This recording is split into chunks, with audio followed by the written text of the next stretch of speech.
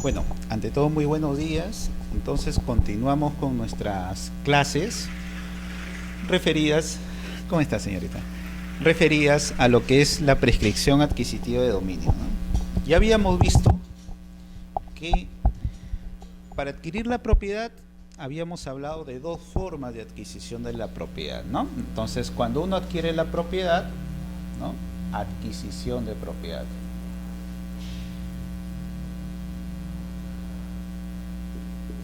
¿No? Adquisición de la propiedad, hay una forma que es la forma derivada.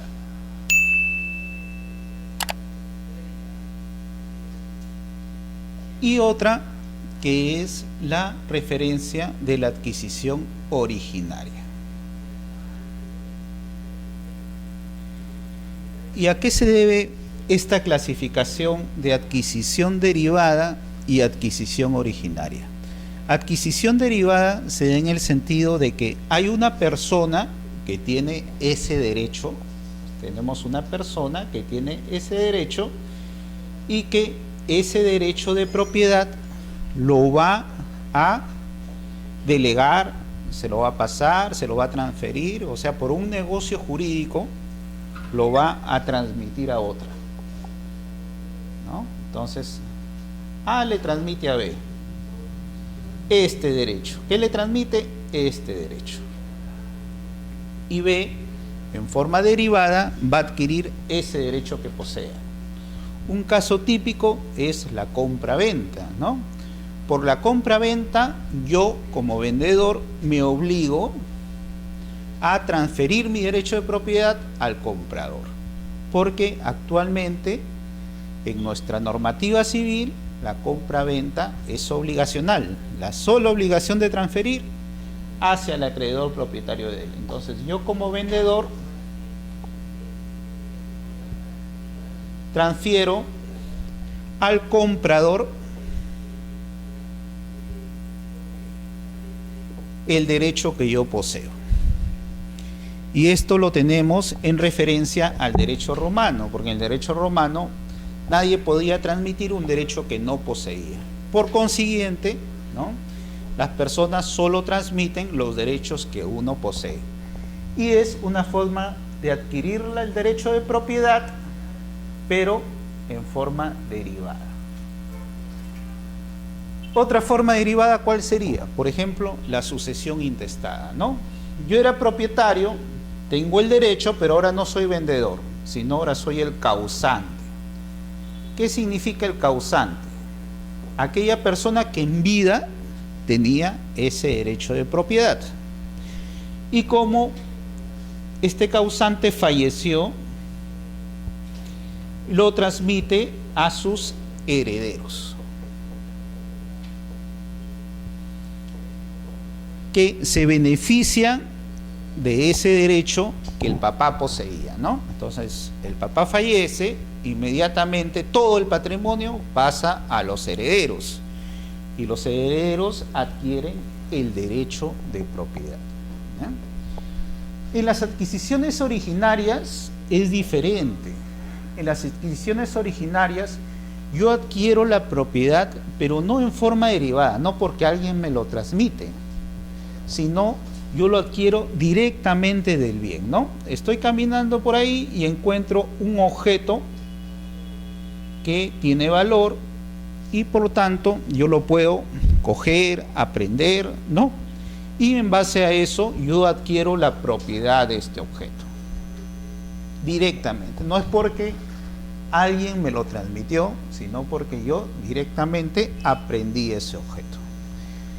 Y nuestra normativa civil nos presenta varios supuestos de adquisición.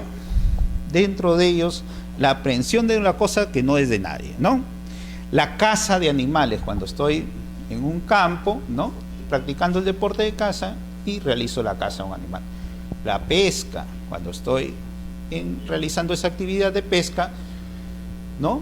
Los peces que aprendo, entonces son míos. También el descubrimiento de tesoros en lugares donde no es de nadie, pero salvo, bueno, reservas expresas. La accesión, si yo soy propietario de un terreno, el terreno es mío y yo agarro y construyo una casita ahí. Entonces, por este derecho a accesión, yo adquiero la casa. Y otra forma originaria de adquirir la casa es la prescripción adquisitiva de dominio o usucapión, también se llama. Prescripción adquisitiva de dominio o denominado usucapión. ¿No? Usucapión. Ahora, este es el tema que nosotros estamos viendo en este diplomado. Una adquisición originaria en mérito a la prescripción adquisitiva de dominio usucapión. ¿Y por qué es originaria? Porque la adquisición no es que me la está derivando el antiguo propietario.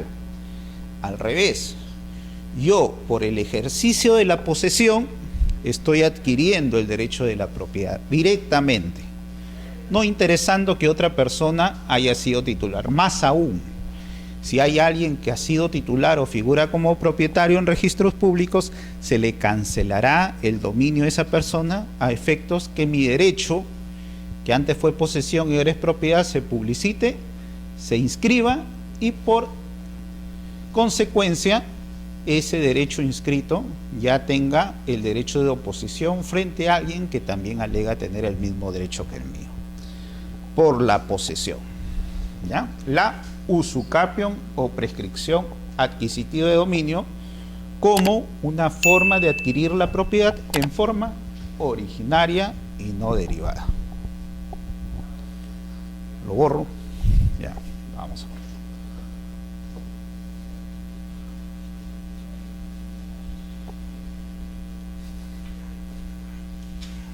Entonces, estamos recapitulando más o menos lo que se expresó en una forma detallada la clase pasada, ¿no? Y en base a la prescripción adquisitiva de dominio o usucapión, habíamos dicho que tiene su origen en el derecho romano. ¿Y a qué se debe?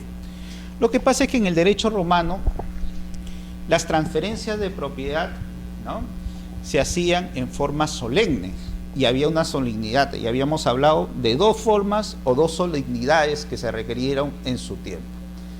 La primera de ellos, habíamos dicho que era la mancipatio, ¿no?, donde comprador y vendedor en forma simultánea ante una persona que era el libre pens o el hombre libre que tenía autoridad del Estado para determinar esa solemnidad, y en presencia de testigos, mediante una balanza, ¿no?, hacían una venta simulada.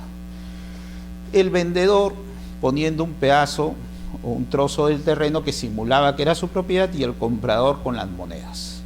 Se producían palabras sacramentales y era toda una formalidad para poder transferir.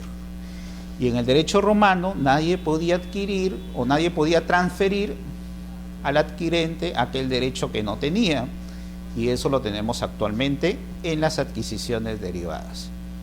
La otra formalidad habíamos dicho que era la iuris cessio, ¿no?, que básicamente era un juicio fingido, donde el comprador le decía al pretor, le reclamaba la reivindicación del bien porque él era el nuevo adquirente o propietario, y el pretor corría traslado al vendedor y el vendedor se allanaba a ese pedido de reivindicación.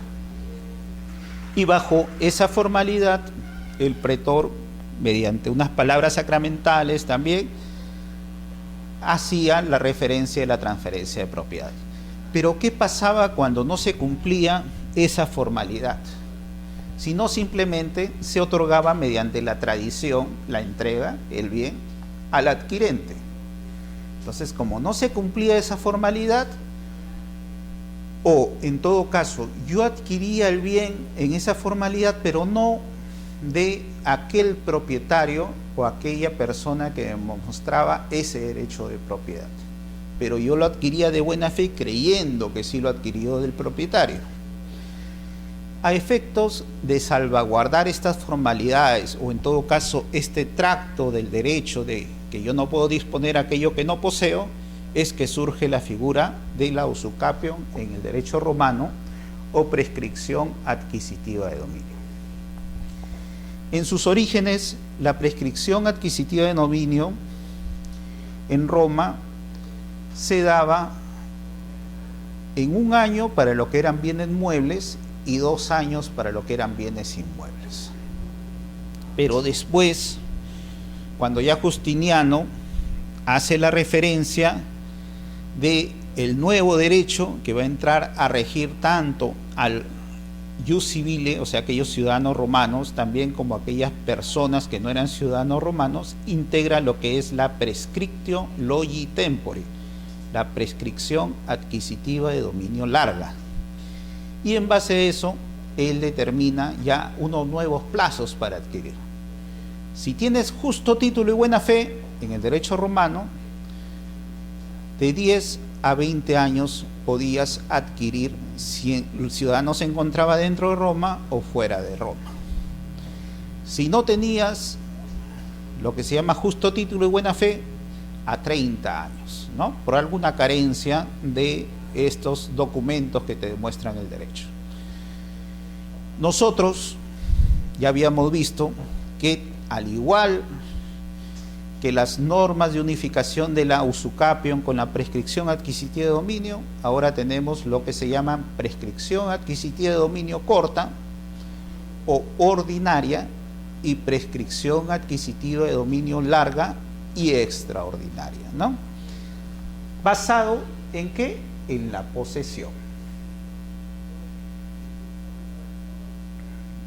Y habíamos dicho que no cualquier tipo de posesión, porque nuestra normativa hace referencia de diversos tipos de posesión.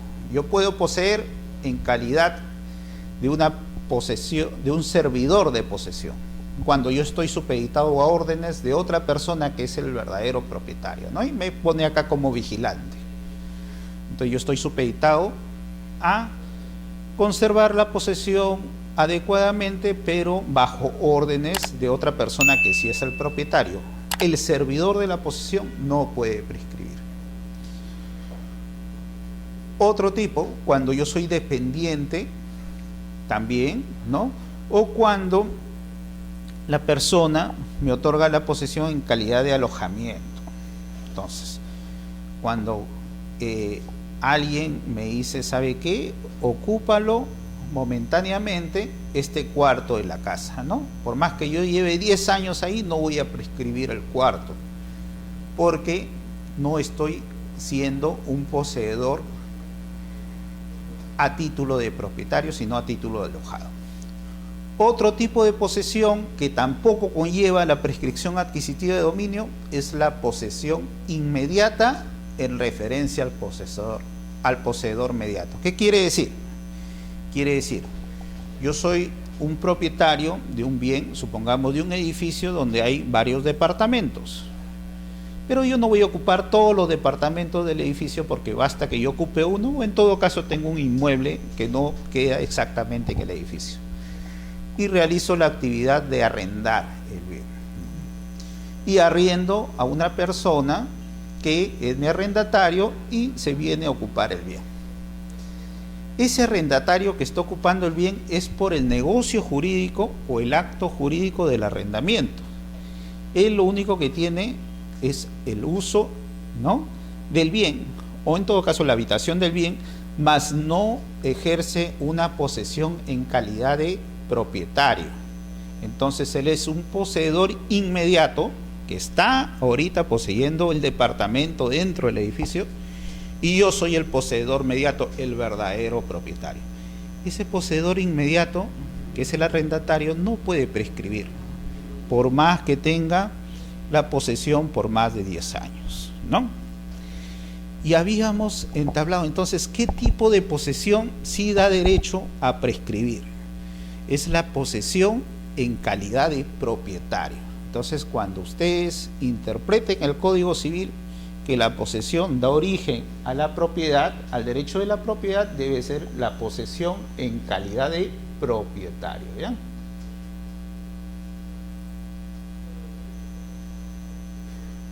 Ese es el tipo de posesión. Y habíamos hablado de una posesión ordinaria o corta,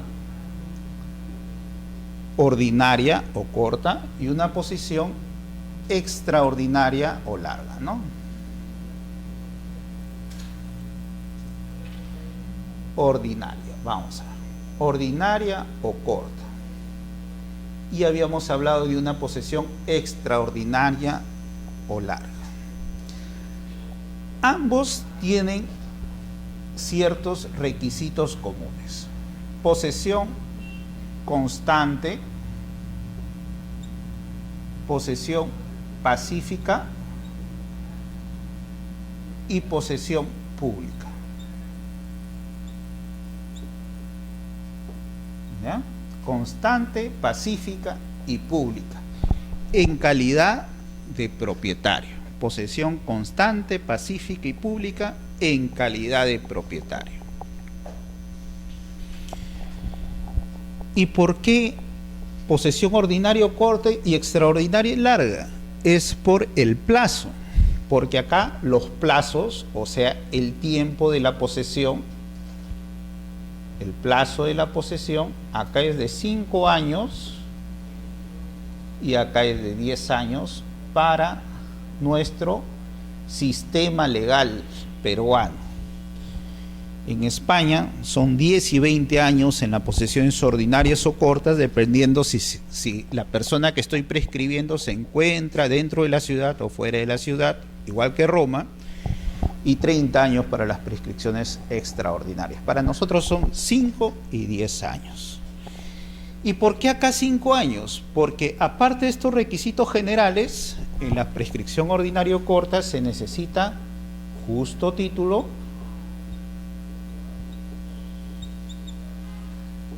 y buena fe. Esos son los requisitos adicionales que permiten que acá haya 5 años. Si no existieran estos dos requisitos adicionales del justo título y buena fe, son 10 años y me voy por la prescripción extraordinaria o larga, ¿no? O larga.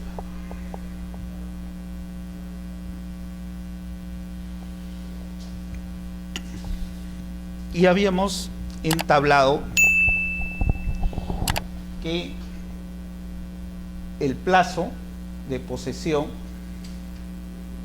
y las características generales o especiales es lo que determina cuál es el tipo de posesión y bajo qué condiciones yo voy a ser propietario, en la prescripción ordinaria o en la prescripción extraordinaria.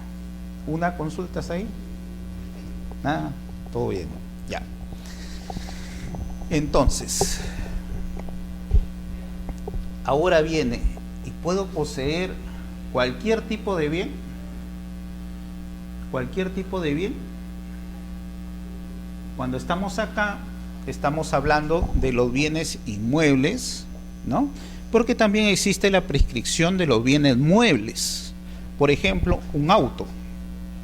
Yo podría prescribir un auto, igual, bajo los mismos términos, pero acá el tiempo se reduce. 2 años y 4 años, cuando son bienes muebles, ¿ya?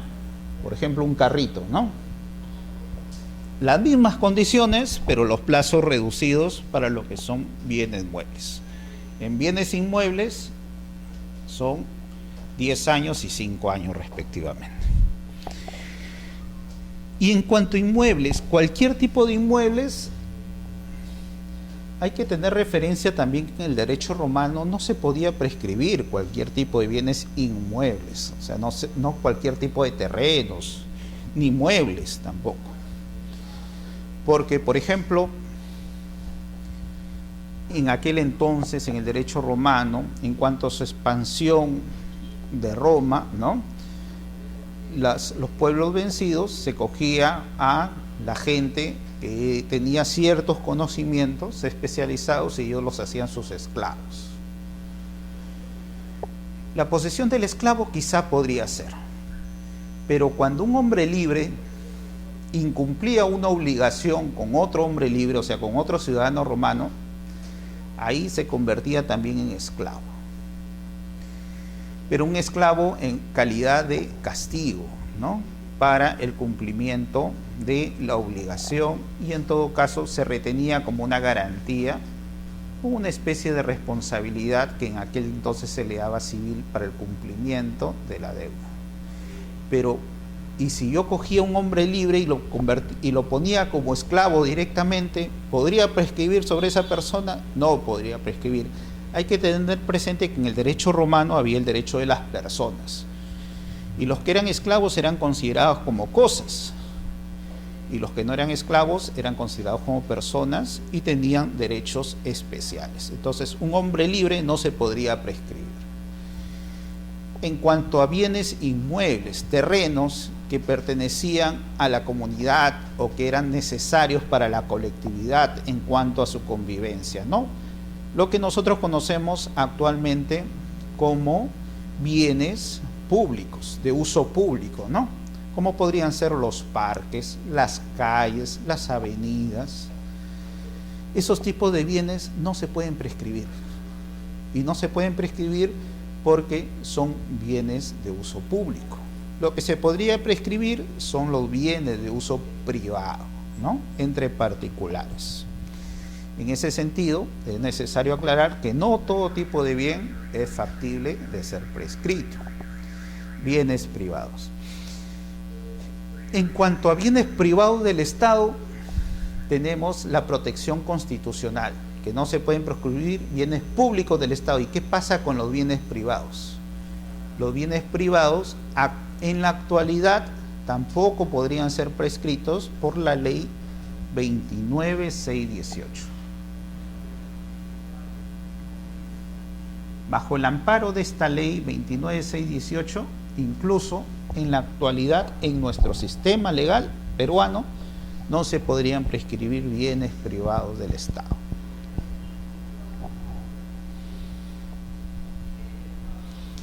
Entonces, no solo basta cumplir estos requisitos, hay que ver la calidad del bien, si es factible de prescribir o no es factible de prescribir. Y hay que ver la condición de la posesión, ¿ya? Y en cuanto a los fundamentos, habíamos dicho que el amparo constitucional que otorga sobre aquellos bienes públicos también se da en cuanto a terrenos de las comunidades campesinas. Entonces, cuando estamos en posesión de bienes de las comunidades campesinas, hay una protección especial del Estado que tampoco se pueden prescribir esos bienes de las comunidades campesinas. Otro tipo de bienes que no pueden ser factibles de ser prescritos. ¿Y por qué mi bien privado sí lo pueden prescribir? Si es mío, yo tengo el derecho de propiedad del bien. Y yo lo he adquirido, quizá en forma derivada y no originaria, pagué el justiprecio y lo tengo y es parte de mi patrimonio. Estamos hablando de bienes patrimoniales, no es parte de mi patrimonio, para mí tiene un valor. Si también la Constitución me protege el derecho de propiedad conforme al artículo 70, ¿no?, de la Constitución Política del Perú. Esto se da en referencia a que si bien el artículo 70 protege el derecho de propiedad, la propiedad se debe ejercer en armonía con el bien común. Y esta referencia de en armonía con el bien común hace que si yo no tengo o no ejerzo mi derecho en armonía con este bien común, me lo pueden prescribir. ¿Y qué significa en armonía con el bien común? Es un derecho y un deber que yo tengo de realizar esos poderes que me da el derecho de propiedad, ese poder ideal que me da el derecho de propiedad, que me hace como un Superman sobre el bien, donde puedo disponer, ¿no?, reivindicar, usufructuar, usar, ¿no?, el bien. Entonces, ese derecho ideado por el derecho en general y que permite la convivencia social, me otorga la obligación de ejercerlo en armonía con el bien común. Y yo, acumulando varios terrenos y no dejando que nadie lo explote, ¿estaría ejerciendo un derecho en armonía con el bien común o en perjuicio quizá del bien común? Porque si yo me pongo a adquirir terrenos y los dejo abandonados ahí, hago que las personas no puedan adquirir esos terrenos, ni siquiera poseerlos ni usarlos, y por consecuencia, ¿no?, se priva un poco el movimiento en beneficio de la colectividad o de la comunidad. Es por eso que sí se podría prescribir bienes privados de las personas.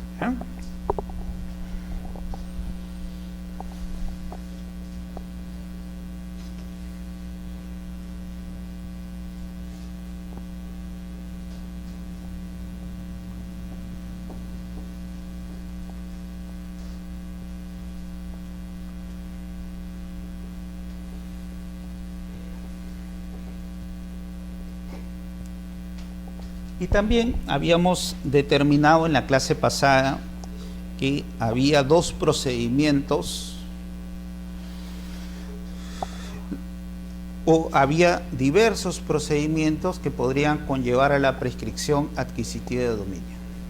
El primero es el procedimiento judicial, ¿no?, dado por el procedimiento abreviado, ¿no? Y el segundo es el procedimiento no contencioso, que se atribuye en todo caso en la actualidad bajo la ley 27157 a los notarios públicos. Pero acá queda la duda: procedimiento no contencioso, ¿cuál es la naturaleza de la prescripción adquisitiva de dominio? Y hay una discusión entre los diversos doctrinarios sobre si la prescripción adquisitiva de dominio podría ser no contencioso. Entonces, la prescripción adquisitiva de dominio podría ser no contencioso.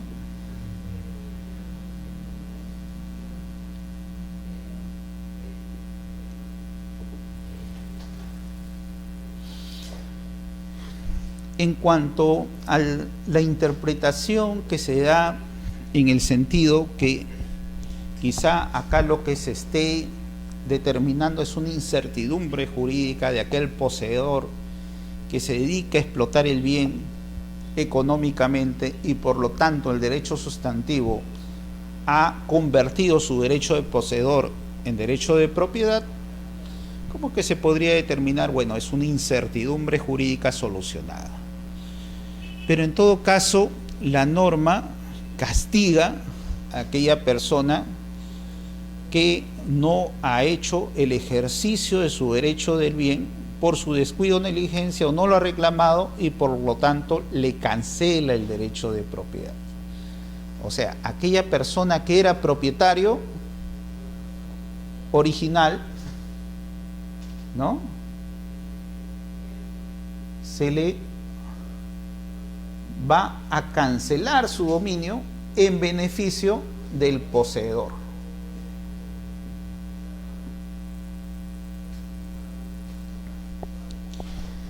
Ahora, si a mí, que tengo el derecho de propiedad, se me va a cancelar mi dominio, beneficiando a una persona que está en posesión, quizás sí lo ha explotado, ha pagado impuestos y ha cumplido todos estos requisitos especiales que hemos ya detallado la clase pasada, ¿vendría a ser no contencioso?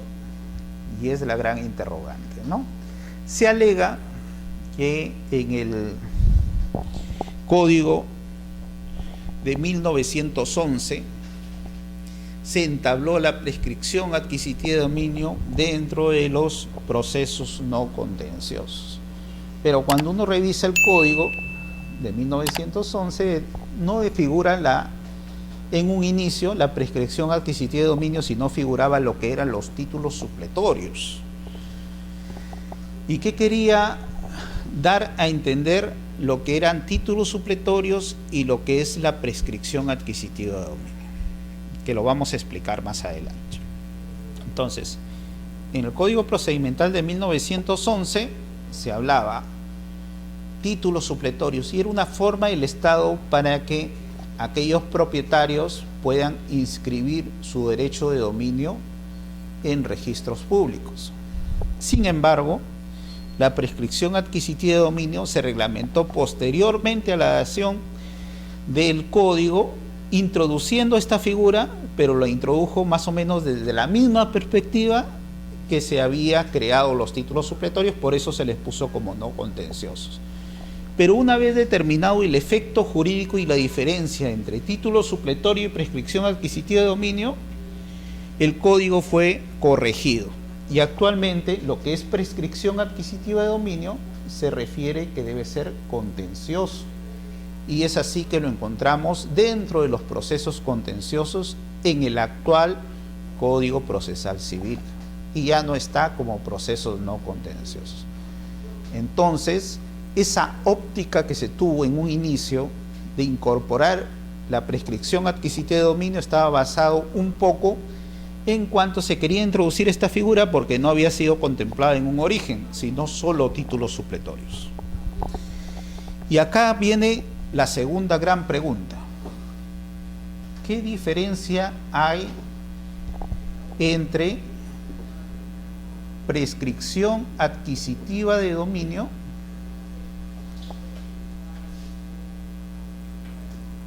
y título supletorio?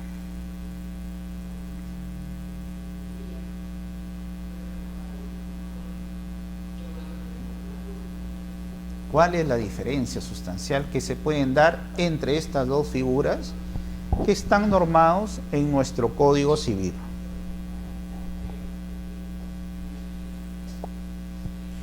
Y es por la naturaleza, básicamente. Ya hemos detallado cómo la prescripción adquisitiva de dominio es una adquisición originaria por la posesión bajo ciertos plazos y por ciertas condiciones. ¿El título supletorio será lo mismo? No.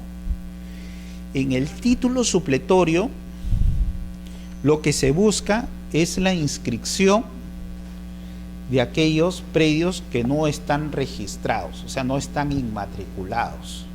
Por eso está dentro de un artículo que habla de la inmatriculación de predios, el título supletorio. Y el título supletorio tiene una óptica diferente. En el título supletorio no es el poseedor el que sigue este proceso, sino en el título supletorio es el propietario que sigue el proceso, el propietario.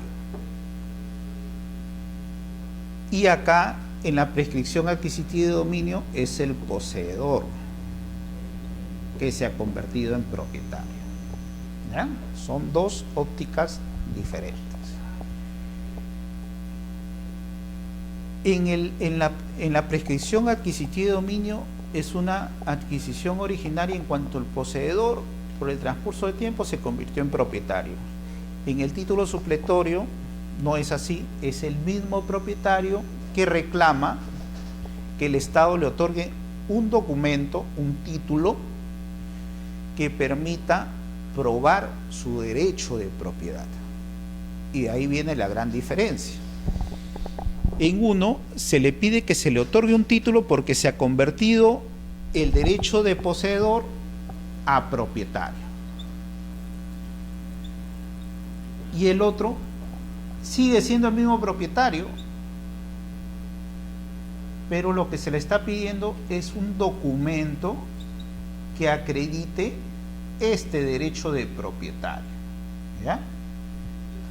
Esa es la segunda gran diferencia que se da. El primero de poseedor a propietario, el otro de propietario a propietario, solo que se está pidiendo un documento porque el documento que tuvo ya no lo tiene, se le extravió, o en todo caso los documentos que actualmente posee no pueden o no permiten determinar correctamente su derecho de propiedad. Y el efecto consiguiente del título supletorio, que lo que buscaba era que el propietario cuente con un documento, es el efecto de la inmatriculación.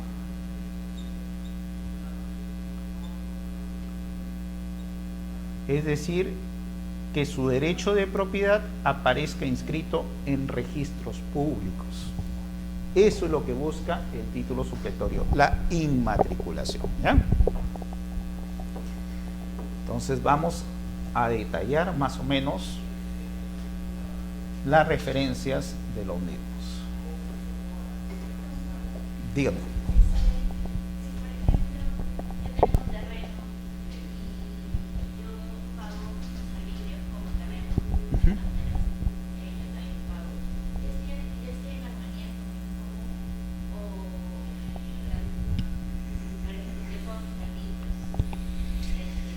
Yo diría que sí, porque estás cumpliendo la labor de propietario y en todo caso no se está viendo afectado las personas en cuanto a que tú tengas la propiedad para ti sin interesarte para los demás. Tú estás contribuyendo ya al fisco, pagando tus impuestos y con eso estás beneficiando a todas las personas. Porque puede ser que yo tenga mi terreno y a veces lo uso para vivir ahí esporádicamente, ¿no?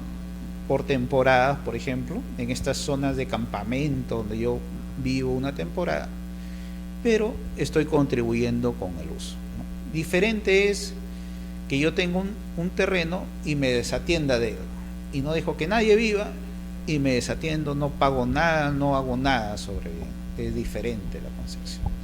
Ahora también, en cuanto al uso, si yo estoy en un área que se dedica a la agricultura, el uso que debe mostrar el poseedor no es cercarlo simplemente, sino la posesión ahí tiene que ser que él lo ha estado explotando, que está cultivando, está en armonía con el uso del bien, ejerciendo esa actividad.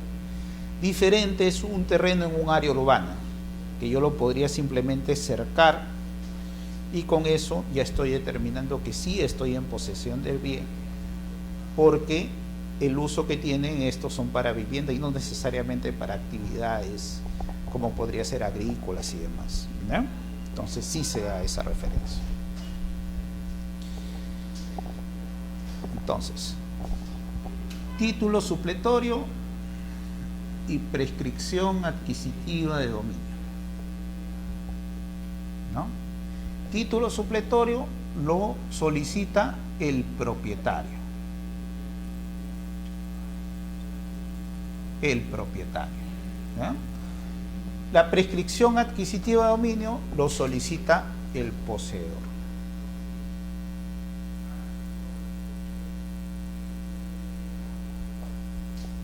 ¿Cómo lo demuestran ambos? Con la posesión. Porque la posesión, habíamos dicho, que nace antes del derecho de propiedad. Porque la posesión, también habíamos dicho, es el fin que persigue el derecho de la propiedad. La posesión es el ejercicio de hecho de mi derecho de propiedad, sea directa, indirecta, ¿no? Pero tiene que ser una posesión a título de propietario. Entonces, ambos determinan o tienen su origen en la posesión. Lo que pasa es que acá el propietario lo que busca es que se le dé un documento, ¿no? Que sirva de prueba de su derecho de propiedad. O sea, un documento que sirva de prueba de ese derecho que él ya posee como propietario. En la prescripción adquisitiva de dominio, lo que se pide es una sentencia o declaración, cuando es prescripción adquisitiva de dominio notarial, ¿no? Donde determine su derecho de propiedad. Acá se sentencia, ¿no? Donde se determine su derecho de propiedad.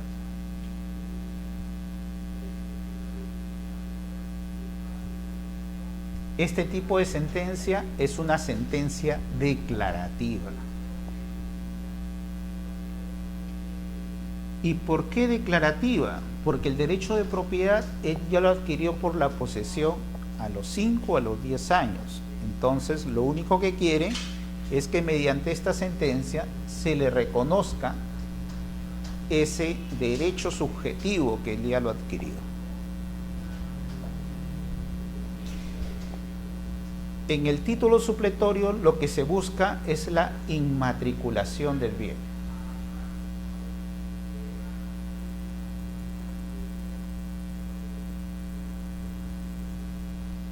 Sin embargo, en la prescripción adquisitiva de dominio se puede dar por predios inmatriculados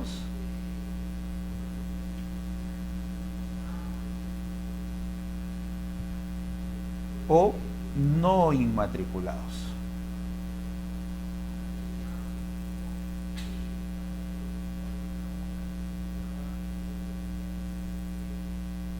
Y acá la gran pregunta, ¿qué cosa es inmatriculación? La inmatriculación nosotros lo denominamos como el primer asiento por la cual un predio se incorpora a registros públicos.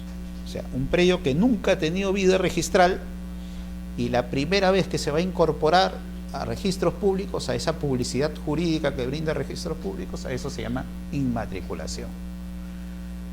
¿Y por qué inmatriculación? Porque ha sido no inscrito y ahora está siendo matriculado, ¿no? Es un término que lo hemos heredado ya hace bastante tiempo y así bajo ese uso estamos. En otras legislaciones se le llama matriculación porque se le está abriendo una matrícula, que creo que debería ser lo más correcto, pero para nosotros se denomina inmatriculación. Y lo que busca el título supletorio es este derecho del propietario, que ya lo tiene mediante un documento, se inscriba en registros públicos, ¿ya? Yo soy propietario, lo que necesito es que se me otorgue un documento para inscribirlo en registros públicos. En la prescripción adquisitiva de dominio, yo soy poseedor, necesito una sentencia que me declare esta posesión para poderlo inscribir en registros públicos, ¿ya? Y la sentencia en este caso es declarativa, porque el derecho yo ya lo he obtenido, ¿ya? Ahora, acá, como es inmatriculación, no hay alguien que sea perjudicado, porque yo soy el propietario y lo único que me están dando es un documento, porque se me extravió, se me perdió. Por eso el título supletorio es no contencioso.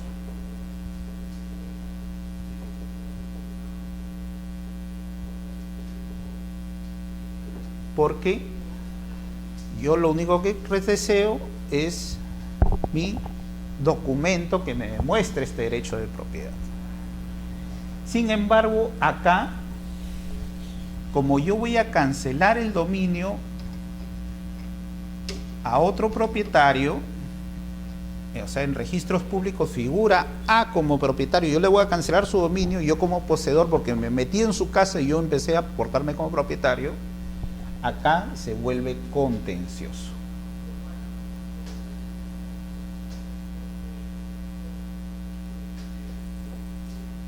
¿Ya? Por eso la naturaleza es no contencioso y contencioso. Dentro del procedimientos o de los procedimientos no contenciosos, cuando estoy en un ámbito judicial, se pueden presentar conflictos de intereses. Y en todo caso, algo que nació de naturaleza no contenciosa se podría continuar de naturaleza contenciosa, porque el juez va a tener que resolver esos conflictos de intereses. Pero eso no le quita que sea originalmente no contencioso el proceso. Acá siempre se dice que es contencioso porque al momento de cancelar el derecho de dominio a alguien, yo le estoy quitando un derecho a una persona y se lo estoy otorgando a otra. Por eso la naturaleza se dice que debería ser siempre contenciosa, exista o no exista oposición. Sin embargo, nuestra legislación ha irrogado estas facultades de declarar la prescripción adquisitiva de dominio en la vía notarial también. ¿Ya? Entonces, esas son las diferencias que podríamos tener en referencia a los títulos supletorios y la prescripción adquisitiva de dominio, y viendo la naturaleza de la prescripción adquisitiva. ¿Lo borro? ¿Sí? Ya. Vamos a borrar.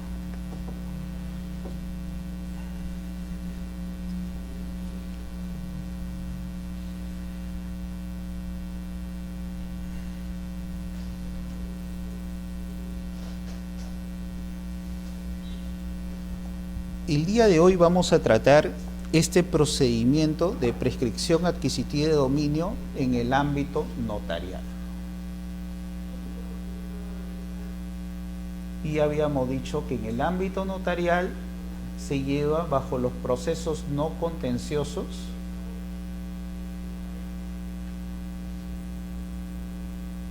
normados originalmente en la ley 26662.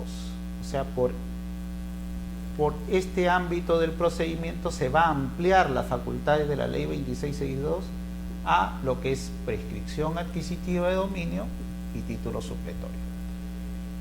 Pero se amplía bajo el marco de otras normas, que es la 27157, la 27333 y su reglamento respectivo, ¿sí? Entonces se amplía, a pesar de la naturaleza que ya le hemos explicado en nuestras normas legales.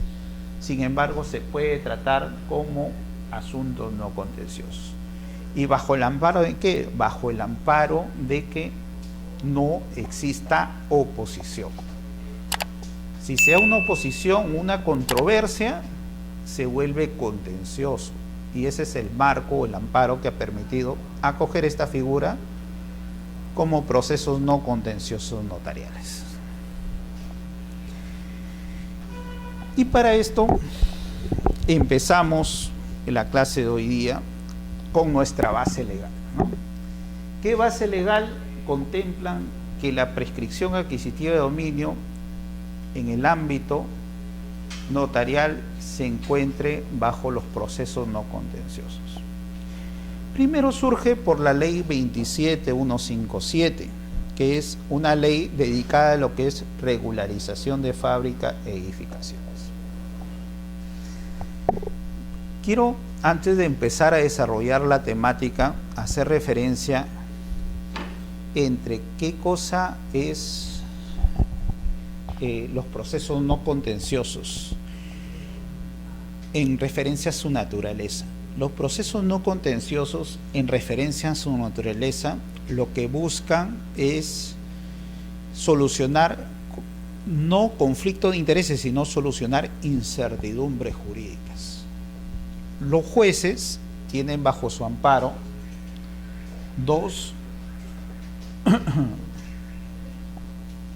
un juez tiene bajo su amparo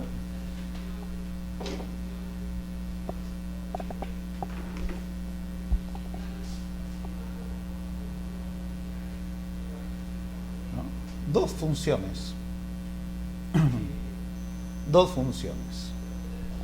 Lo que se llama la solución de conflictos de intereses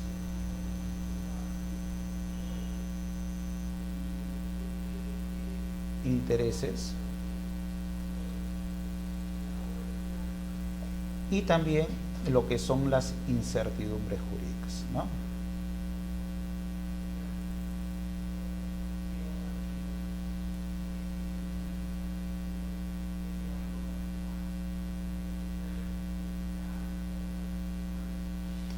Estos son los ámbitos de referencia judicial, ¿no? Entonces, ¿y por qué?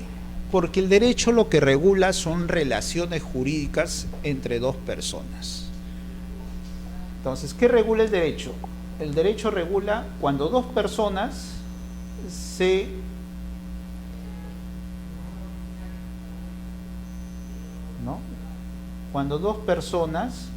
relacionan.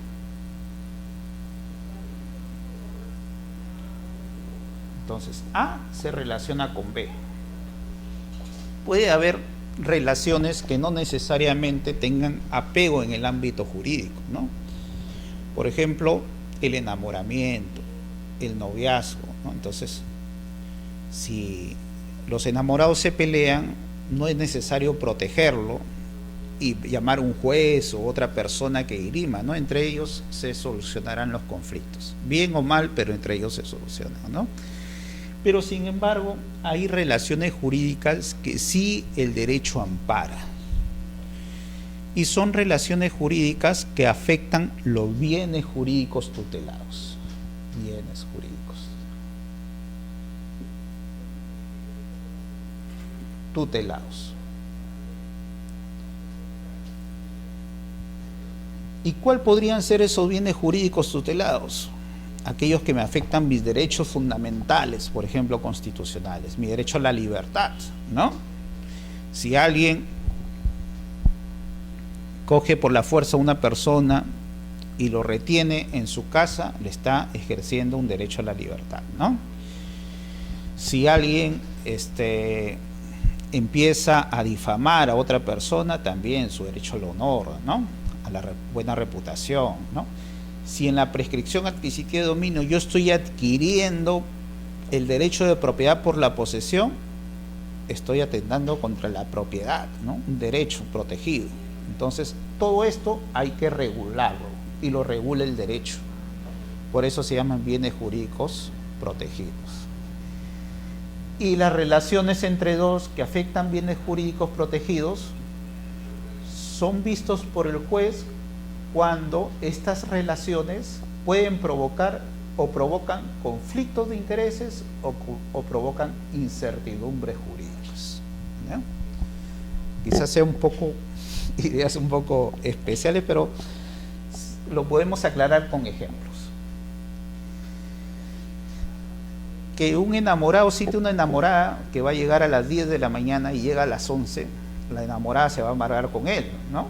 Y se produjo ahí un conflicto de interés. Pero es un conflicto de interés que en verdad afecta a la sociedad, que en verdad es relevante. No, quizá para la enamorada sea lo más importante, ¿no? Pero no necesariamente nos afecta a todos, a la sociedad. Pero el hecho que una persona ingrese a tu propiedad, te saque de tu propiedad y él se posesione ahí, ahí sí. ¿Por qué?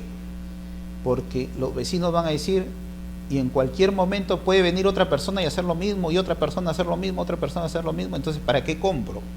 Simplemente veo la casa más bonita y me meto a la fuerza y lo saco a los propietarios y yo me meto ahí.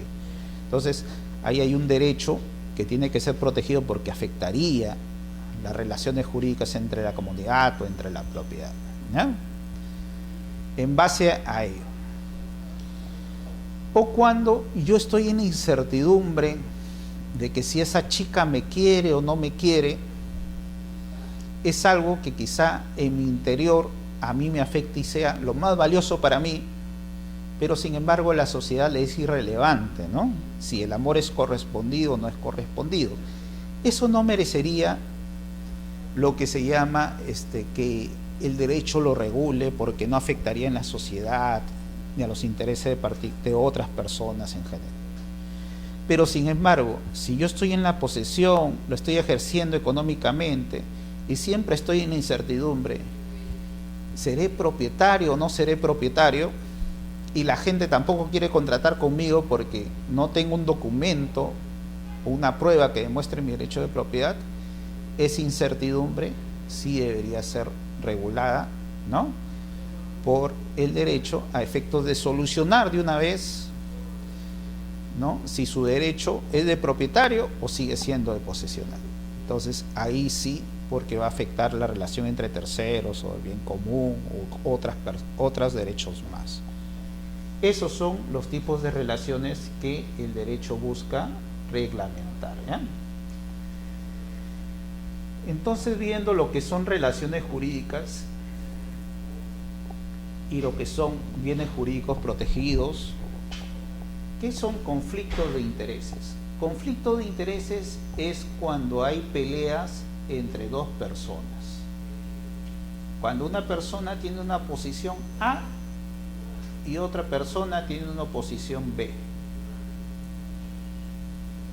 ¿No? Entonces, cada uno tiene su interés. Yo tengo mi interés A, él tiene el interés B. Entonces, ¿qué hace el juez en estos casos? Él le da solución. Y él evalúa las pruebas que se le han presentado, evalúa los petitorios de cada uno, de la demanda, la reconvención o la contestación de la demanda, y él ve los puntos controvertidos, examina las pruebas y él determina la solución. Sea justa o injusta, es una solución a la que nos sometemos nosotros en referencia a la apreciación del juez en ese conflicto de intereses de demandante y demandado. Por eso dice que el juez soluciona conflicto de intereses. Pero también el juez soluciona incertidumbres jurídicas, ¿no? Yo estoy ahí y me rompo la cabeza de qué derecho tengo, ¿no? Yo solo. Entonces yo digo, ¿tendré este derecho? No tendré este derecho. Entonces hay una incertidumbre constante que me produce un hecho. Por ejemplo, ¿no? La rectificación de una partida que demuestra que yo soy el heredero del causante, ¿no? Entonces acá voy a la vía judicial y me dicen, pero tú no tienes la prueba fehaciente porque acá hay errores en tu nombre. Entonces yo tengo que buscar demostrar correctamente si mediante un proceso que yo soy el hijo de esa persona y que me rectifiquen mi nombre correctamente. Para solucionarme este conflicto, este interés, ¿no? Y acá no es que yo quiera demandar a alguien, no, sino yo lo que quiero es buscar yo tener lo que se llama la certidumbre jurídica de que en mi derecho sucesorio se va a valer correctamente, ¿no? Entonces, en la prescripción adquisitiva de dominio hay un demandante que es el poseedor y hay un demandado que es el propietario. Y acá hay una referencia que el demandante quiere ser propietario, por eso lo emplaza al propietario, porque ahí le van a cancelar su dominio. Entonces acá hay lo que se llama un conflicto de intereses, donde el juez va a tener que resolver o bien a favor del poseedor, que va a ser propietario, o puede ser que no le dé la razón y el propietario siga siendo propietario, ¿no? ¿Cuándo no puede darle la razón? Por ejemplo, en una prescripción adquisitiva de dominio. Cuando él dice, sí, yo llevo en posesión constante, pacífica, pública, por 20 años. Sí, sí, muy bien.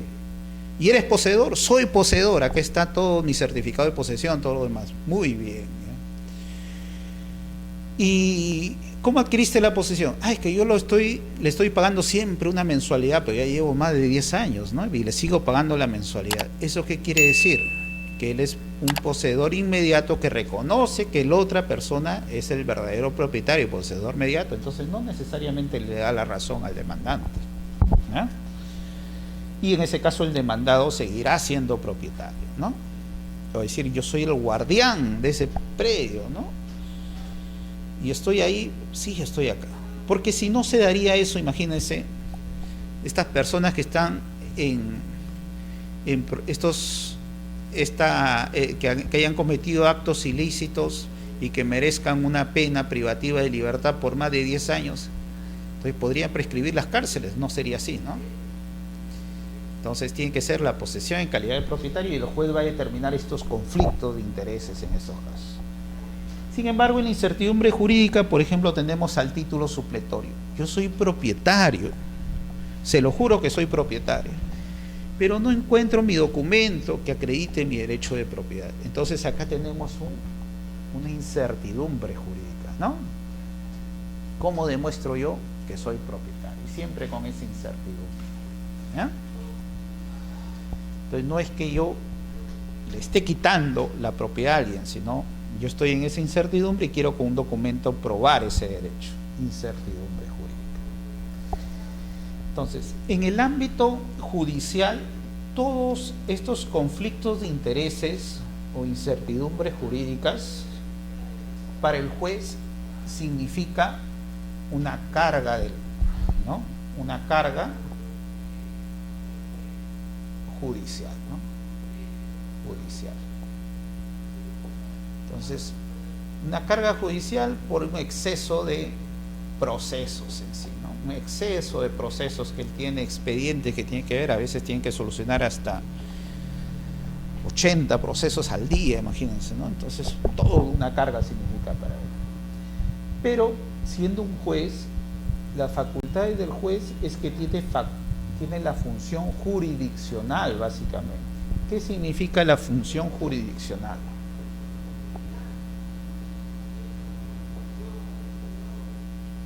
¿no? Nuestra normativa dice que la función jurisdiccional es exclusiva del Poder Judicial y por lo tanto los jueces tienen la función jurisdiccional. Los jueces, su labor propia siempre es resolver conflictos de intereses porque es lo que en verdad acarrea un estudio pormenorizado de los derechos, de las pruebas que se presentan, evaluar los mismos, y el juez tiene lo que se llama una apreciación razonada de la prueba, ¿no? Él tiene que evaluar cuál prueba es la correcta y a él le convence en ese derecho y va a favor de uno, a favor de otro. Sin embargo, en una incertidumbre jurídica, él evalúa pruebas, pero no hay conflictos en sí. Entonces, esto no es básicamente una función jurisdiccional, sino es una carga agregada. Es una carga agregada al juez, pero que no propiamente significa una función jurisdiccional. O sea, él acá no ve conflictos entre dos personas, sino tiene que evaluar las pruebas y dictaminar en base a esas pruebas, y en todo caso salir de aquella incertidumbre jurídica que gobierna entre las que va a dar certeza en un futuro a las partes, ¿no?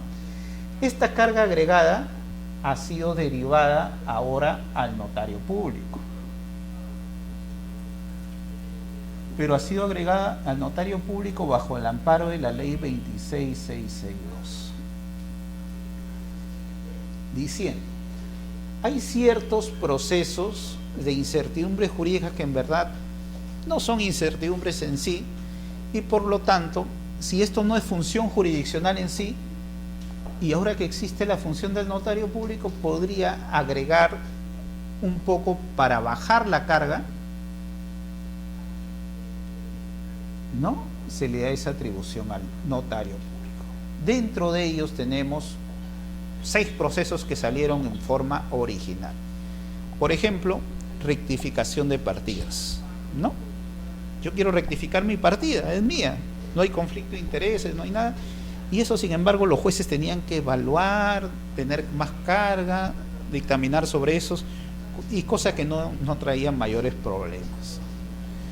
Cuando yo quiero adoptar a unas personas pero capaces, no incapaces, sino capaces, en ese caso tampoco tendría problema porque hay voluntad del adoptante y el adoptado y las condiciones legales respectivas. Constituir patrimonio familiar, las sucesiones intestadas, ¿no? Y otros procesos que se dieron al amparo de esta ley 26662.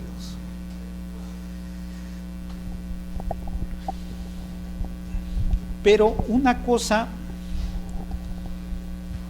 que ha originado esto es que el notario y el juez tienen puntos de vista diferentes en la aplicación de las normas. El juez, como tiene función jurisdiccional, está supeditado su mandato, ¿no?, en cuanto a la ley, y el procedimiento en cuanto al Código Procesal Civil. Entonces, lo primero que él ve es la norma general civil y el Código Procesal, es que rige el procedimiento judicial, que es una norma adjetiva. O sea, el Código Civil te dice qué derechos tienes, ¿no? El Código Civil. Y el Código Procesal Civil te dice cómo plantear ese derecho en el procedimiento en sí, ¿no? Por eso se dice que este es adjetivo y este es sustantivo. Sustantivo. Y esto es adjetivo, ¿ya? El adjetivo te dice cómo plantear ese proceso, ese pedido que tú tienes en la vía judicial. En la vía judicial.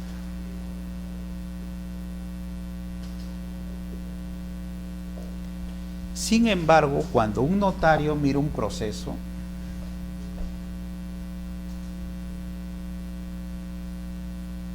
el notario tiene que partir siempre igual por la ley especial. En el caso, ¿no?, las leyes encomendadas para ese caso, para el caso de la prescripción adquisitiva de dominio, por eso se empieza siempre por la ley especial. la ley 27157, la ley 27333, que son las leyes especiales, y así, ¿no? La ley 26662, etc. Pero estas normas tienen sus reglamentos especiales. Este es el Decreto Supremo 035-2006 Vivienda, que acá lo tenemos. Sus normas especiales, sus normas reglamentarias, y acá también el notario tiene normas reglamentarias. Todos estos son normas reglamentarias. O sea, primero aplica la ley especial, el Código Civil, derecho sustantivo, igual que el juez. Pero en la ley procedimental, los notarios tienen que seguir sus normas procedimentales propias. Lo que no esté en la ley especial estará en su ley del notariado, Decreto Legislativo 1049. Y esto ya es lo que se llama el proceso adjetivo, ¿no? O procedimental. Y acá tenemos el sustantivo. Ven que acá el notario primero aplica sus normas adjetivas procedimentales, porque el derecho notarial se dice que es un derecho adjetivo, un derecho que te dice cómo continuar el proceso notarial. Y después de todos estos aplicará recién lo que no está en todas estas normas especiales. Él va a aplicar recién el Código Procesal Civil. Sin embargo, el juez es al revés. Él primero aplica el Código Procesal Civil de frente, ¿no? En el proceso adjetivo. El notario no. Todas sus normas especiales adjetivas, porque el derecho notarial es un derecho que tiene características de ser un derecho adjetivo, y después lo que no está ahí aplicará el Código Procesal Civil. Otro ámbito de ver este derecho.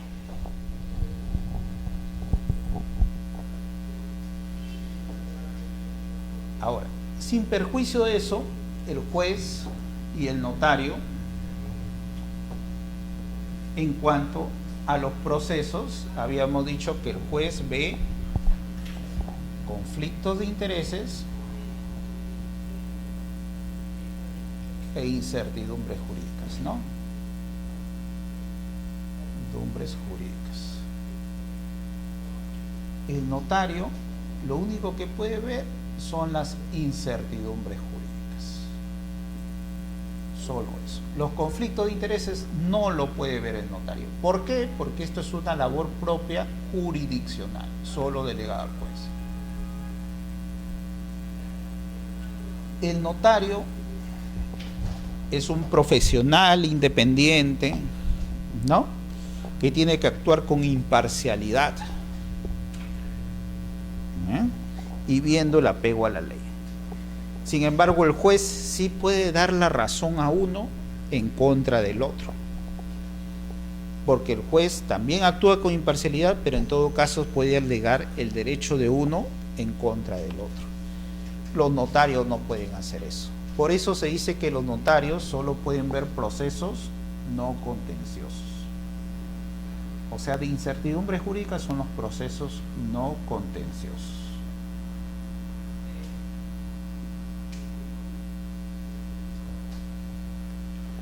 Y la ley 2662 empezó viendo los procesos no contenciosos. Dentro de unas condiciones de esta ley era que si había una oposición, significaba que ya nos encontrábamos, ¿no?, entre un conflicto en una persona con otra persona. Y cuando hay conflicto entre una persona con otra persona, ya no estamos hablando de una incertidumbre jurídica, un proceso no contencioso, sino estamos hablando de un proceso contencioso. Y en este caso ya pasa a verlo el juez.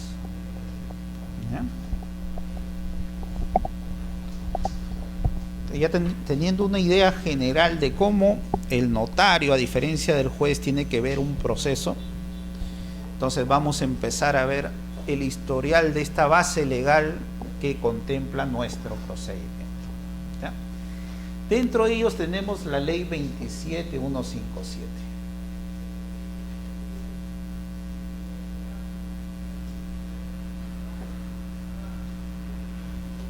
La ley 27157 es una ley que coge 3 ámbitos jurídicos. Dentro de ellos, el primer ámbito era la regularización de edificaciones o el proceso de edificación, ¿ya? Lo que se llaman declaratoria de fábricas. Declaratoria de fábricas.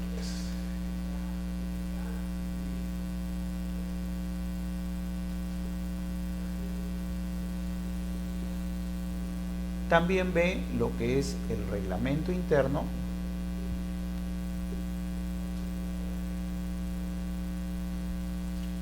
y ve lo que es el saneamiento de titulación.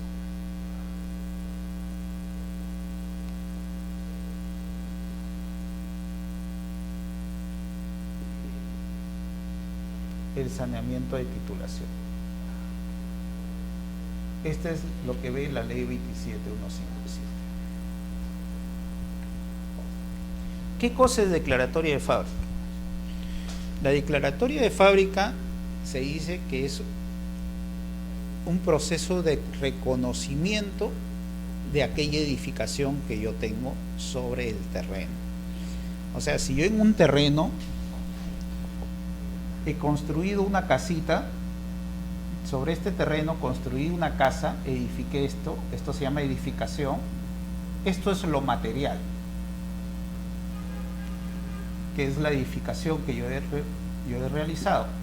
Pero esto, cuando lo llevo a un reconocimiento jurídico, se llama declaratoria de fábrica. ¿Ya? Entonces la declaratoria de fábrica es el reconocimiento jurídico de esta edificación material que he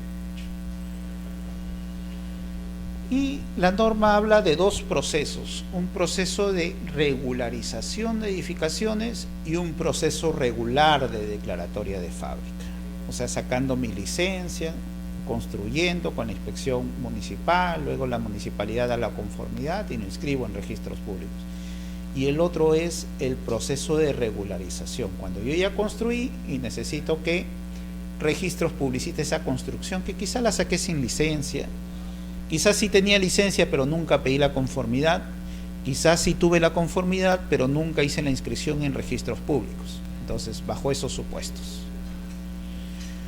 Una vez que yo tengo reconocida esta edificación, yo puedo establecer reglamento interno a efecto de que, por ejemplo, en mi edificio pueda separar lo que son los departamentos de las zonas comunes, como las escaleras, ¿no? Y para eso se hace el reglamento interno. Entonces, el reglamento interno se puede decir que es un acto, negocio jurídico, donde las partes determinan cuáles son las secciones exclusivas, cuáles son las secciones comunes. Pero ¿qué pasaba? Había muchos casos que para regularizar o realizar esta declaratoria de fábrica y este reglamento interno, yo necesitaba sanear mi titulación, porque en registros, cuando yo me iba, me decían, todo está bien, pero lo único que pasa es que tú no eres el propietario en registros. Gran problema, ¿no? El que tienes que solicitar esto según el historia de registros, según nuestros libros, es A y tú eres B. Entonces la gente decía, pero yo le compré a A hace años. Bueno, pues realiza tu saneamiento de titulación. Y dentro de ese saneamiento de titulación se da la alternativa de, ¿no?, el saneamiento o los títulos supletorios. O sea, la prescripción adquisitiva de dominio o los títulos supletorios, bajo el amparo de esta norma 27157.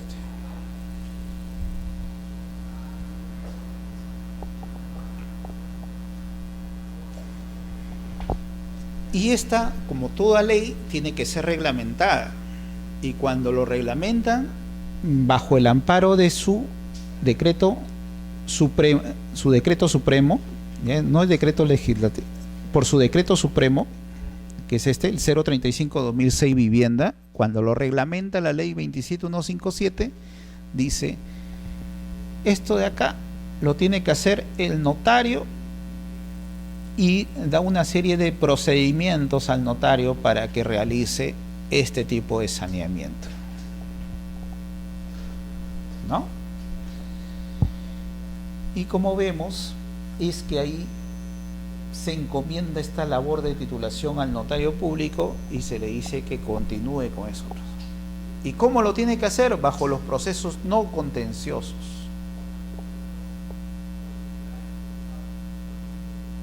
Pero los notarios solo tenían los procesos no contenciosos en la ley 26662 y no tenían estos procesos que determinaba la ley 27157. Entonces se da la ley 27333 y donde le dice, fácil, vamos a ampliar estos 6 procedimientos originales, vamos a ampliarlo por 2 más. Y estos 2 más son los títulos supletorios y la prescripción adquisitiva. O sea,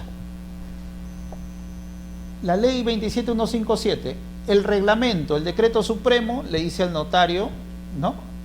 El decreto supremo 035 le dice al notario cómo seguir estos procesos.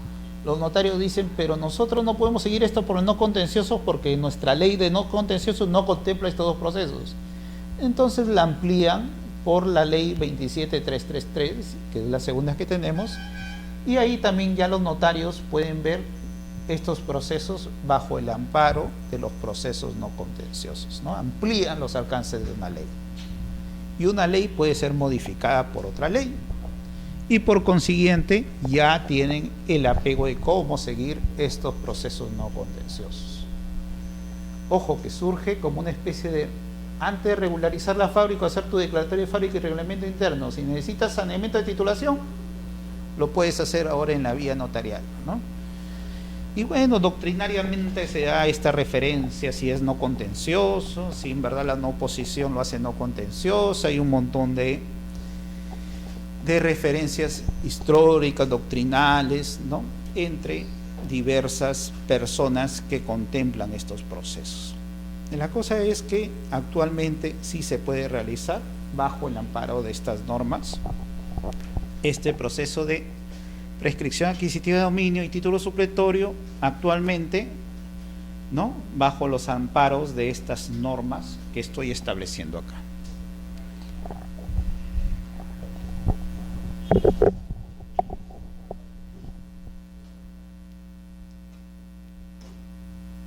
Cuando son números como que se va haciendo un poco monótono la cosa, pero bueno, pero hay que más o menos encuadrarse por qué se inicia, a qué se debe y cómo se puede explicar pues que toda esta normativa variada, nosotros los abogados lo tenemos más o menos un poco sistematizados como un toma razón, pero se puede entender a qué se da, ¿no?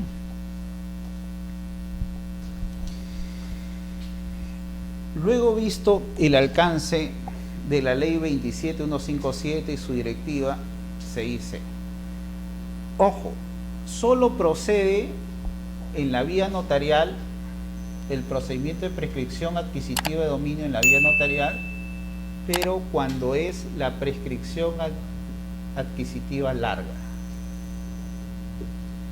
¿no? ¿Y cuál es la prescripción adquisitiva larga? Aquellos que tienen más de 10 años. ¿Ya? Y hemos visto, pues, ¿no?, las diferencias entre prescripción adquisitiva larga o extraordinaria y corta u ordinaria, ¿no? Pero también pone otra condición, ojo, procede solo en lo que son predios urbanos.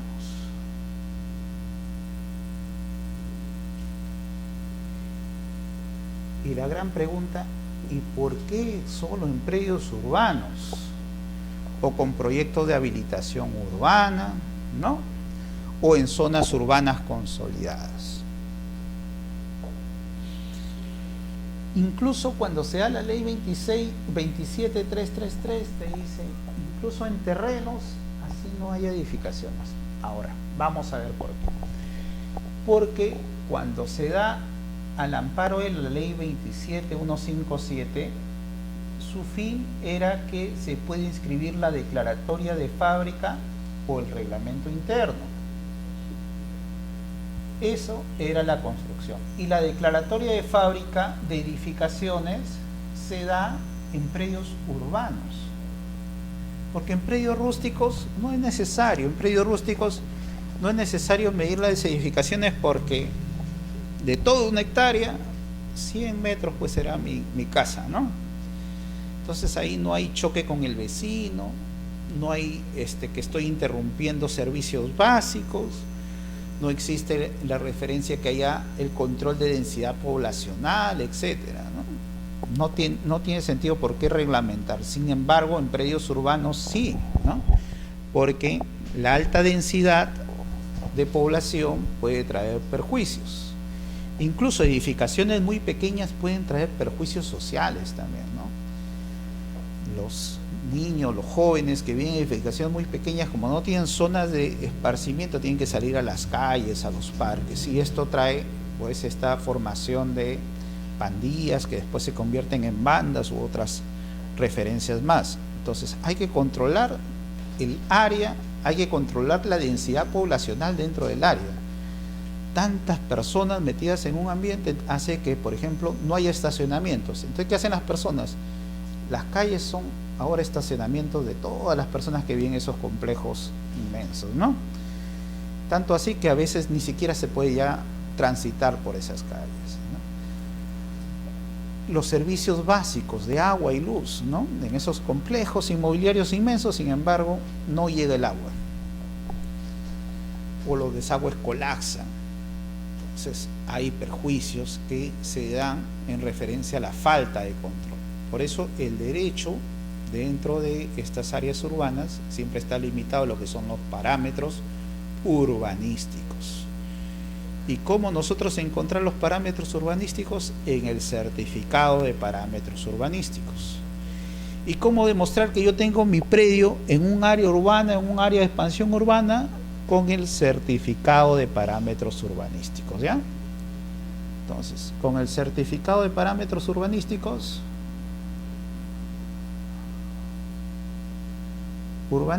yo puedo determinar que mi predio se encuentra en zona urbana.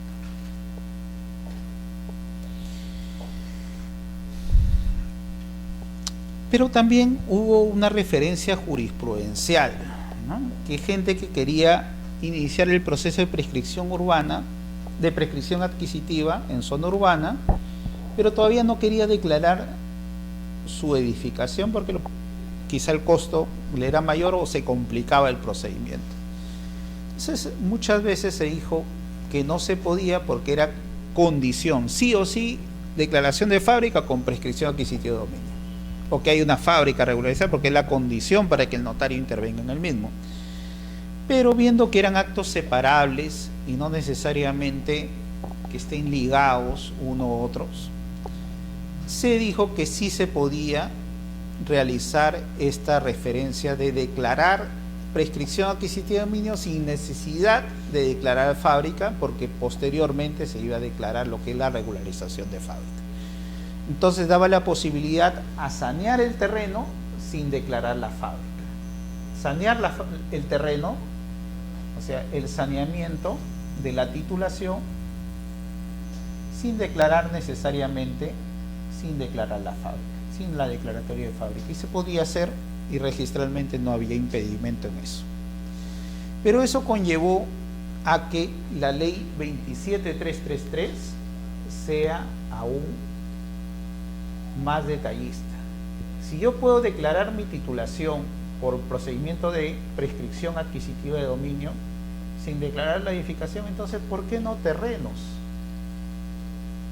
que se encuentren en áreas urbanas si no es condición la declaración de fábrica? Por eso es que en la actualidad tenemos que también proceden terrenos ubicados en zonas urbanas que no cuenten con edificación.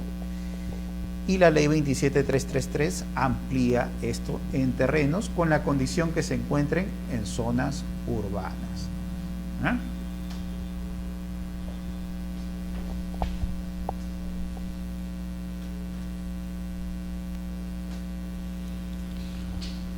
Y la vía procedimental es bajo el amparo de la ley 26662, que fue ampliado por la ley 27333. ¿Y cuál es el procedimiento? La vía procedimental es el procedimiento de asuntos no contenciosos de competencia notarial. Por eso tenemos la ley 27333, que es la que amplía la ley 26662, y la ley del notariado, que actualmente rigen este tipo de procedimientos. Lo que no se encuentra reglamentado acá, hay que complementarlo con esto, y lo que no está acá hay que complementarlo con esto. Y si no está en ninguno de estos, hay que complementarlo con el Código Procesal Civil, porque, como le dije, el notario tiene que ver desde otra perspectiva el procedimiento, ¿no? Solo cuando hay vacíos o defectos, de ahí se aplica recién el Código Procesal Civil. El juez no. El juez primero su Código Procesal Civil, porque eso es lo que rige los procedimientos a nivel judicial. Hoy tenemos una referencia de cuál es el origen y a qué se debe todos estos procedimientos. A su vez, la ley 26662, que es la que rige los procesos no contenciosos, pone una serie de condiciones a qué notarios pueden ver este tipo de procesos. Y dice, los notarios que sean abogados. Entonces, cuando uno dice, pero ¿cómo los notarios que sean abogados? Si todos los notarios son abogados.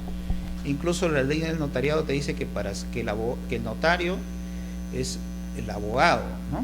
Es un profesional independiente, ¿no? Que debe ser abogado. Pero no es así, porque en las normas anteriores a esta actual ley del notariado había designaciones de notarios o de personas que sin ser abogados podrían ejercer la labor notarial, ¿no? Y por consiguiente, esas personas que ya tenieron el título notarial en el interior del país todavía lo siguen ejerciendo, y digamos pues que es una referencia de una función que lo tienen hasta que lo puedan cumplir. Por eso, acá fue enfático, aquellos notarios que no sean abogados, por estas designaciones anteriores a la ley actual del notariado, no pueden seguir estos procesos no contenciosos de prescripción adquisitiva de dominio. ¿Y por qué? Porque si no son abogados tampoco podrían ellos evaluar qué tipo de posesión da origen a que sea propietario, cuáles son los requisitos legales que se exigen y otros actos más que quizá ellos tengan que evaluar, a pesar de mirarlo desde una óptica no contenciosa, más que todo desde una óptica legal. Otra condición que se pone a los notarios es que sean los notarios dentro del distrito notarial y de la provincia incluso donde se ubica el inmueble, ¿no? Entonces, los distritos notariales son como los departamentos del Perú, ¿no?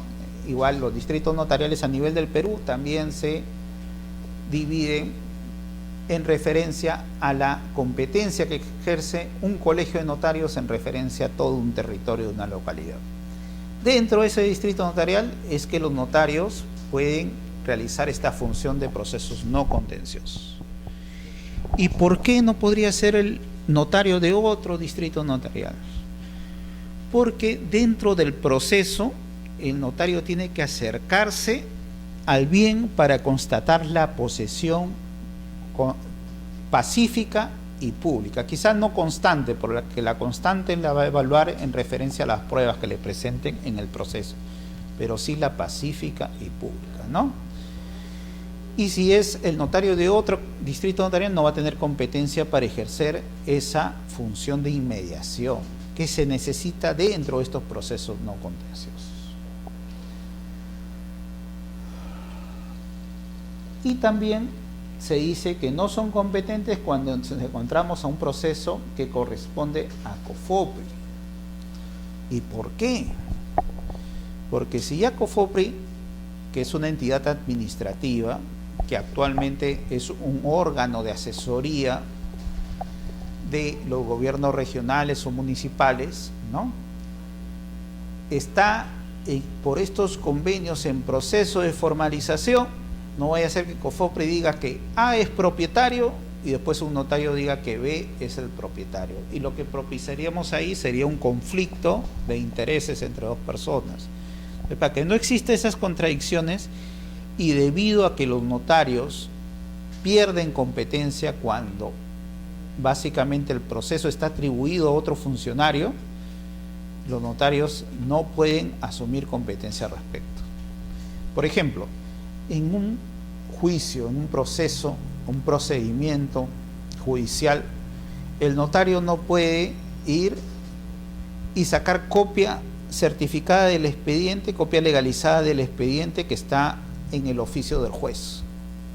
No, porque ahí hay competencia del auxiliar jurisdiccional, que es lo que es el secretario juzgado, ¿no?, de sacar las copias y dar fe pública de eso. Si alguien quiere constatar la muerte de una persona, el notario no puede ir y ver que la persona falleció bajo qué causas. Eso está a cargo del fiscal, ¿no?, al momento de dar fe de levantamiento de cadáveres y las circunstancias que se encuentran en esa persona. Igual, ¿no? Si estamos en un proceso que es competencia, donde ya ha subido competencia COFOPRI, el notario no puede interferir ahí y decir, no, más rápido lo declaro yo porque ustedes están esperando demasiado. No, entonces hay un respeto a lo que son las competencias por parte de la vía notarial. En ese sentido es que estas condiciones están plasmadas en la ley 26662, en la ley 27333, ¿no?,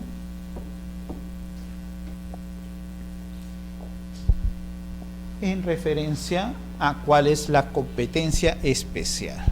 Muy aparte de eso, también la ley 27333 hace referencia a que cuando son aspectos técnicos dentro de estos expedientes de regularización, la responsabilidad en ese caso también del notario es limitada, porque los notarios, para seguir estos procesos, van a ver solo el aspecto jurídico, pero no el aspecto legal, no el aspecto técnico, el aspecto legal nomás, no el aspecto técnico, porque el aspecto técnico ya corresponde a lo que son los verificadores responsables, ¿no?, o verificadores comunes. La ley 27157 crea la figura del verificador común y el verificador ad hoc, la ley con su reglamento. ¿Y qué es un verificador común o un verificador responsable? Es el arquitecto o el ingeniero que está inscrito en registros públicos, ¿no?, bajo el índice de verificadores. Y se separa en verificadores comunes y verificadores ad hoc.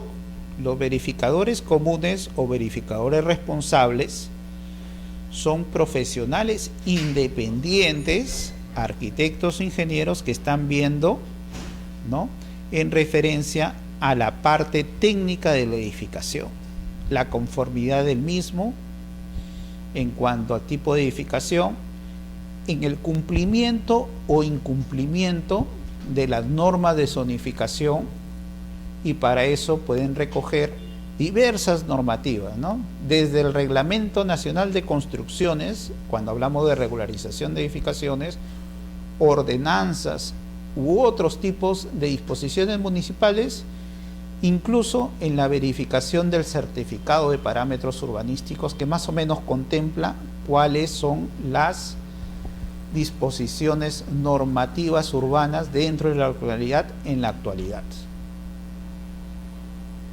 o en la fecha que ellos solicitan ese certificado de parámetros urbanísticos.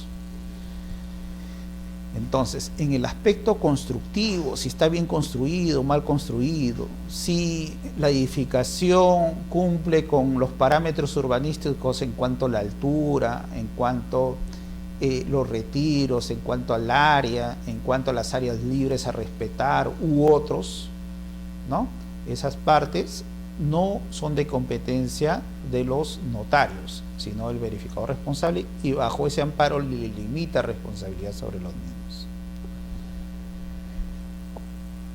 Por eso es que los notarios en esta ley 27333 determinan un poco su responsabilidad que puede conllevar a esa declaración. Ahora, vamos a ver un poco cómo se inicia este trámite y qué tiene que hacer una persona que ha cumplido con estos requisitos de la prescripción adquisitiva larga, ¿no? Que su inmueble se encuentra en zona urbana, que tiene las pruebas de la posesión, que en su caso lo que busca es consolidar esa incertidumbre o ese derecho que él tiene ya de propietario y ya no de posesionario. ¿Qué cosa es lo que tiene que iniciar, no?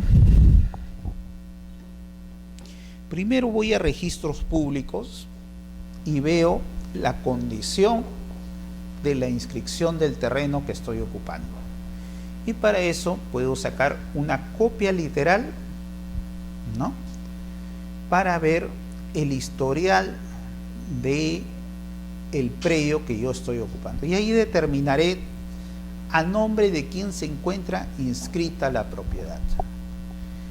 Y si la propiedad que yo estoy ocupando guarda correspondencia con la propiedad que estoy registrado, que está registrada. Porque puede hacer que se dé el caso que yo estoy ocupando parte de una propiedad y no necesariamente en todo conforme figura en la ficha registral. O puede hacer, y ahí me doy cuenta, que yo compré o adquirí de una persona que no era el titular registral, que no era el propietario. Cuando yo adquirí de una persona que no es el propietario, lo que tengo que demostrar es la buena fe en la adquisición, en tanto, ¿no?, yo estuve convencido que esa persona era el titular, mas no valerme del historial registral para poder aplicar una figura que puede conllevar a un ilícito de usurpación. Cuando yo vea que es parte de un terreno y no es todo el terreno, voy a pedir a las personas, a los arquitectos o ingenieros o topógrafos, que levanten los planos de ubicación y perimétricos del área que yo estoy prescribiendo y del área que va a quedar en cuanto yo llegue a independizar esa porción de terreno que estoy adquiriendo por la prescripción adquisitiva de dominio. Y esto va a ser muy útil, porque al final del proceso yo voy a poder independizar esa parte del terreno que estoy adquiriendo por prescripción adquisitiva de dominio de la otra parte que en registros figura como inscripción. Y vamos a graficarlo más o menos para tener una idea de qué nos estamos refiriendo, ¿no?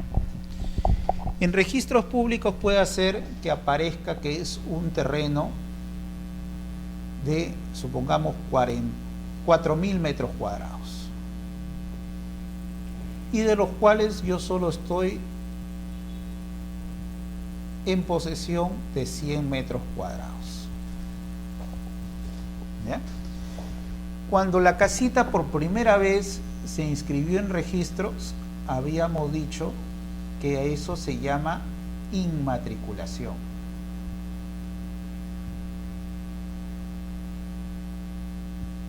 Y la inmatriculación es la incorporación de un predio a la vida registral, a registros públicos.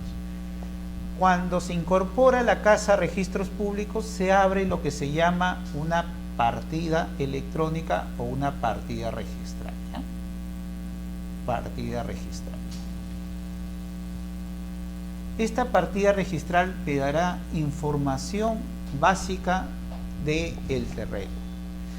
Me dará información de quién es el titular registral, si hay cargas o gravámenes, si estas ya han sido levantadas, si hay cancelaciones, y en todo caso si hay afectaciones que limiten el derecho de propiedad del titular registral, como pueden ser en el registro personal, como podrían ser inhabilitaciones u otros. A veces ya no dan esta información, pero en todo caso van a dar información de otro tipo, porque a veces esta información lo encontramos actualmente en el registro de personas naturales. Más que todo en el registro personal. ¿Ya? Pero no solo me da información de esto, sino me da información de cuál es el área del terreno, cuáles son los linderos, por el frente, por la derecha, por la izquierda, por el fondo. Y me hace referencia de toda esa historia. Y yo puedo comprobar con mi posesión que no corresponde a todo el terreno que está inmatriculado, sino a parte del terreno. La inmatriculación se dice que es la primera inscripción que se da. Entonces, cuando yo voy a prescribir, esta parte que yo poseo se va a independizar y se va a crear otra partida registral. Y esto, otra partida registral. Y vamos a tener partida electrónica creada, que es la 2, y acá tenemos la partida electrónica que va a quedar, que es la 1. Y en este historial ahora yo voy a aparecer como propietario y va a aparecer igual el titular registral, las cargas y gravames y todos los aspectos jurídicos sobre esta nueva propiedad. A esto registralmente se le llama independización. ¿Y qué es la independización? Son los segundos actos que se pueden dar, ¿no? Segundos actos que se pueden dar luego que el predio ha sido inmatriculado, ¿no? Y esto va a quedar con un área diferente inscrita, y esto va a quedar a mi nombre del prescribiente, y esto va a seguir a nombre del anterior titular registral, ¿no? Esta es otra partida electrónica y esta es otra partida electrónica. Entonces, por eso es necesario primero comprobar el historial registral, después levantar los planos. ¿Y qué planos me pide la normativa? Nos dice planos de ubicación, planos perimétricos y una memoria descriptiva, que estará a cargo ya de los profesionales, como son los topógrafos, arquitectos, ingenieros. Incluso nos habla el índice de verificadores, pero no sé ahí si un ingeniero podría también levantar, sí, ¿no? Siempre y cuando sea ingeniero civil, supongo, ¿no? Tiene que ser bajo esas condiciones. Un arquitecto, un topógrafo también, ¿no?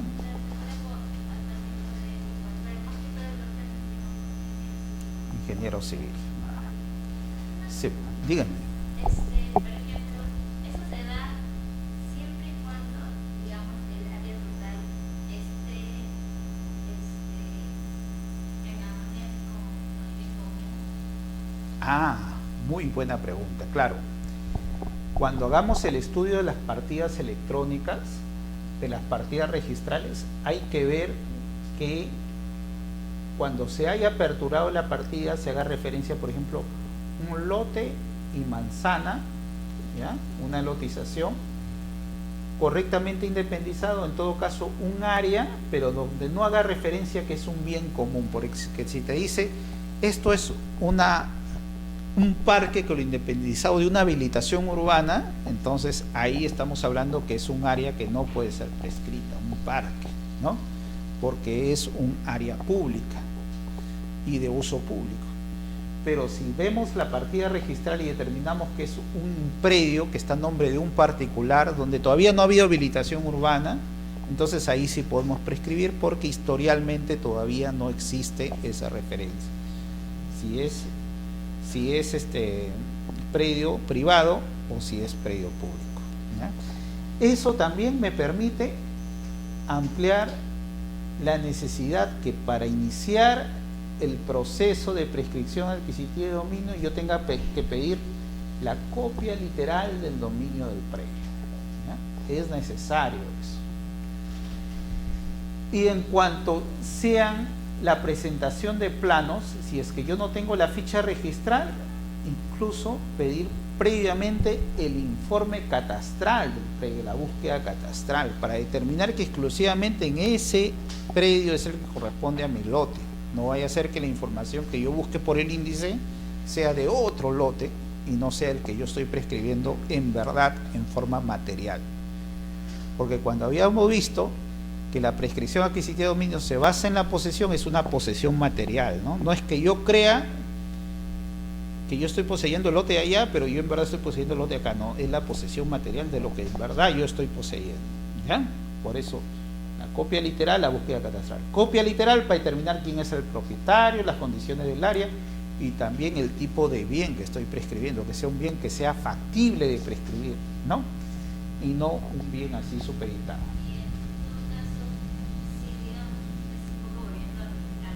Dígame.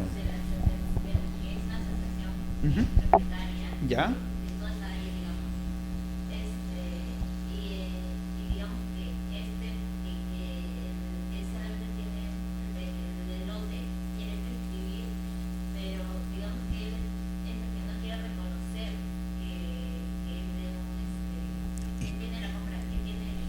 Claro.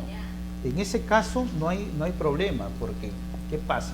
En la prescripción adquisitiva de dominio, como hice referencia, la prescripción adquisitiva de dominio se basa en la posesión y es una adquisición originaria. Entonces, no interesa que otra persona posea el derecho de propiedad registralmente, no interesa. Sea asociación, sea cooperativa, no interesa. Sea que yo le compré a ellos, pero el titular registral era la cooperativa o era otra persona, no interesa. Cuando yo inicie mi proceso de prescripción adquisitiva de dominio, a mí no me va a interesar de quién haya sido. Esto no me interesa. A mí lo que me interesa es demostrar la posesión constante, pacífica y pública como propietario. No interesa, porque la asociación puede decir: yo actualmente ya soy titular registral, está bien, pero en este proceso de prescripción adquisitiva de dominio, yo te voy a emplazar a ti en la vía judicial, porque ahí sí hay un conflicto de intereses. El juez va a evaluar lo que dice la asociación. Yo soy propietario del terreno, dice la asociación.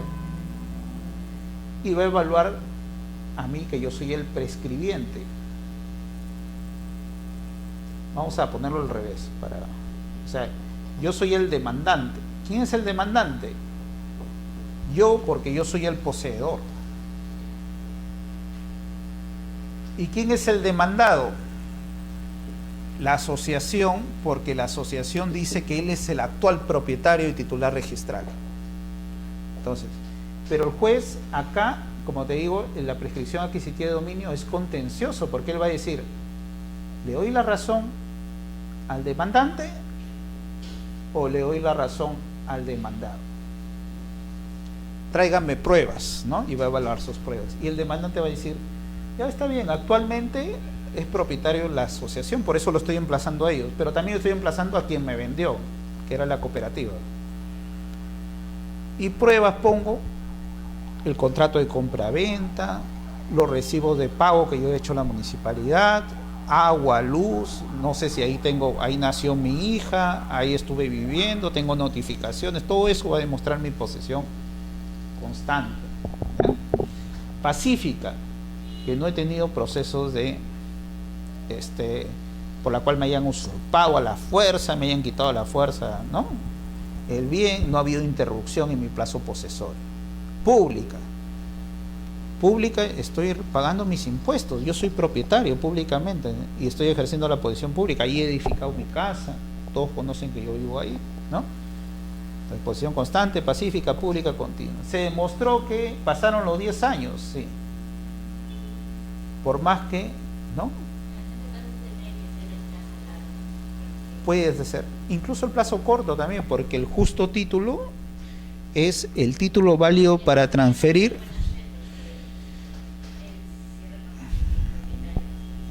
No, hubo buena fe en el sentido que él compró a quien creía que era el propietario, de ahí viene la buena fe, ¿ya? Y él sigue conservando la buena fe porque él está interfiriendo, porque él sabía que le había comprado la cooperativa y que él era propietario, creía que le había comprado a quien era el propietario. Que ahora no lo sea, es diferente, pero él creía. Y se conservó la buena fe y se cumplieron. Y el juez va a tener que resolver a quién le da la razón, ¿no? Y por eso va a iniciar el proceso de prescripción adquisitiva, ¿no? Muy aparte de estos conflictos que se puedan presentar, que se hayan presentado. Entonces ya saben, primero la copia literal, los pagos municipales, las pruebas y los planos que son necesarios conservar. Ahora el código procesal, ¿no? Nos dice que tienen que ser planos debidamente autorizados por la autoridad municipal. Y el tribunal se ha dicho, pero cuando son procesos en un expediente de regularización de edificaciones donde no interviene la municipalidad, basta que sean visados por un verificador.